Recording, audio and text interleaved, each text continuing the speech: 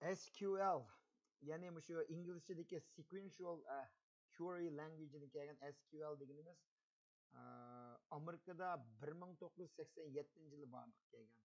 Shu kundan boshlab bu endi shu fan texnik sohasida, tijorat sohasida, shu ma'lumot sohasida nihoyatda keng doirada qo'llanib kelmoqda.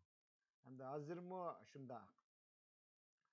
Bu yerda SQL deganimiz nima degan savolga kelgan chog'da SQL shu ma'lumot bazasi, ya'ni shu database bilan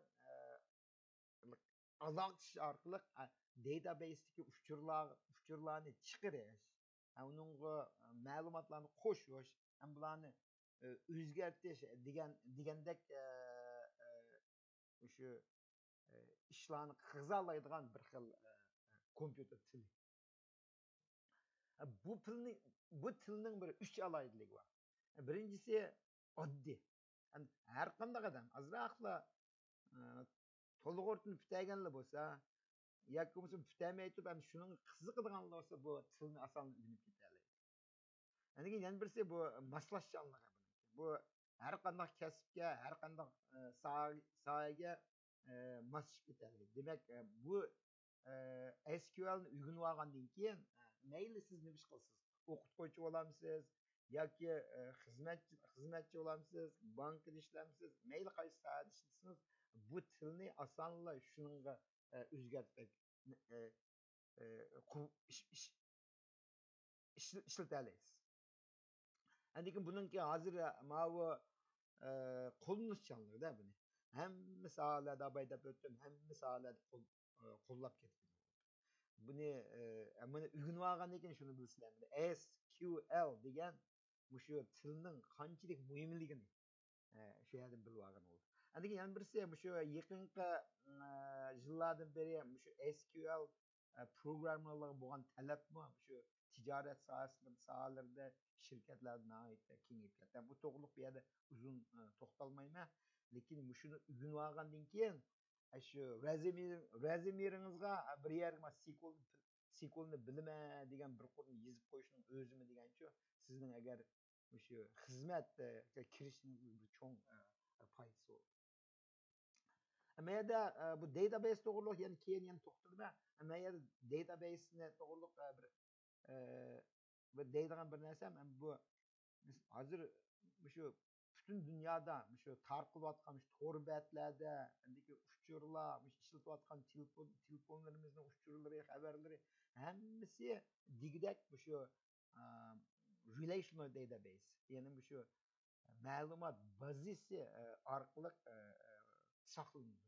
Shu ma'lumot bazasi saqlanib turadigan shu uchurlarni SQL dek tillar orqali biz buni chiqarib, shu o'ttirib qo'ya olamiz. Shuni. Endi hozir shu SQL'ninki muhimligidan shu butun dunyodagi barliq relational database'lar bu SQLni qo'llaydigan.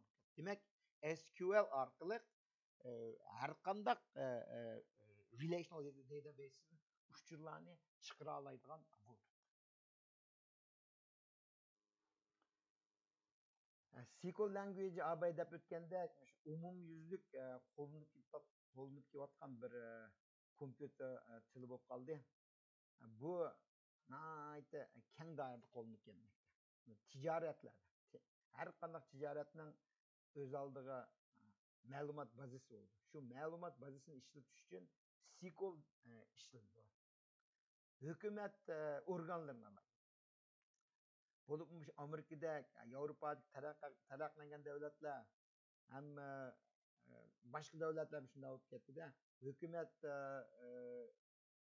organlarininki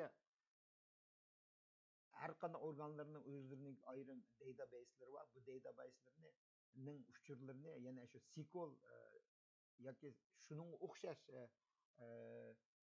yumshoq detallar orqali uchurlarni bir taraf shunga o'xshash bazalashtirish, ma'rif sohalarida, fan texnika va tadqiqot sohalarida, banklarda,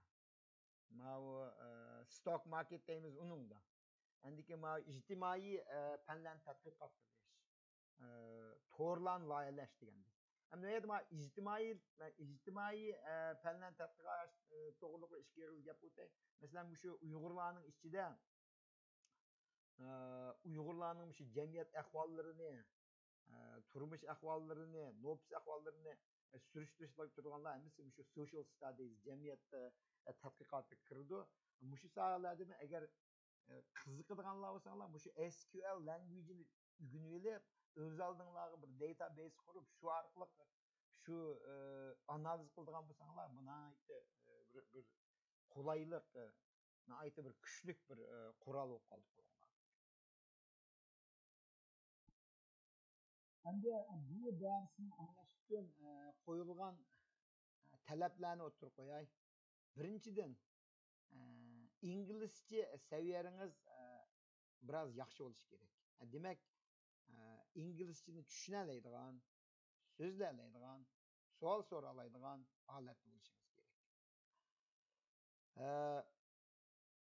Ikkinchi, to'liq o'rtani putagan bo'lishingiz kerak.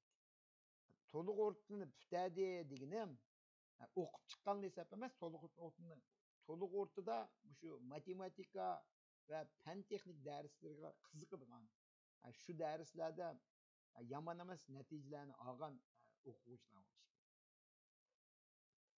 Bunda deganim endi mayada so'zlanadigan SQL language va shuning nurg'un taraflari shu matematika, statistika, fan texniklarga munosabatlik. Shuning uchun agar shulardan shu fanlarda yaxshi bo'lsangiz, ma'ningda o'rganishga oson to'xtaydi. Bu. Uchinchi, shu computer programming language'dan birasini anglab boqqan bo'lishingiz shart. Mening bilishimcha, shu 20 yildan beri har qanday o'rta maktabda kompyuter programmingni bir dars qilib o'tdi. Shu vaqtlarda balkim sizmi shu darslardan birini yoki bir qanchani anglagan bo'lishingiz mumkin. Balkim esingizdan chiqib ketgan bo'lishi mumkin. Lekin burun anglab boqqan bo'lsangizlar, bu darsni anglash jarayonida nurg'un narsalar qayta esingiz keladi. To'rtinchi, eng muhim desak bo'ldi buni. Har qanday narsani o'rganish uchun shuningga vaqt ham bir xil tirishchanlikni ko'rsatmasak bo'lmaydi. Qiziqar. Bir fanga qiziqadigan odam shuning vaqt chiqara oladi, kuch chiqara oladi, ondan bir nimani egallaydi. Shuning uchun vaqt sarf qilish, uningga kuch sarf qilish degan muhim deydi.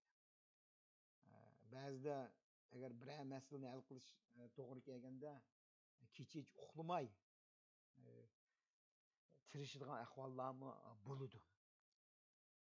Mana dabay deb o'tdim, bu dars inglizcha o'tildi. Ba'zi mujmal mazmunlarda balkim uyg'urcha tushuntirishni beraman. Hamda eng oxirgi shart, agar siz mushu darsga qiziqadigan bo'lsangiz, ham mushu darsni anglashga bel bog'lagan bo'lsangiz, menga bir email yozing. Email adresim tugluk@msn.com. Email sasanglar bo'ldi yoki Facebook bir uchur qoldirib qo'ysanglar bo'ldi. Nayt oddiy javobinglar nayt oddiy bo'lsin. Qatnashma degan gapni tushunsamlar bo'ldi. Ammo bu qatnashimiz deydigan bo'lsangiz, javobini jazman shu dekabrning 10-kundan burun berib o'tinglar. Rahmat.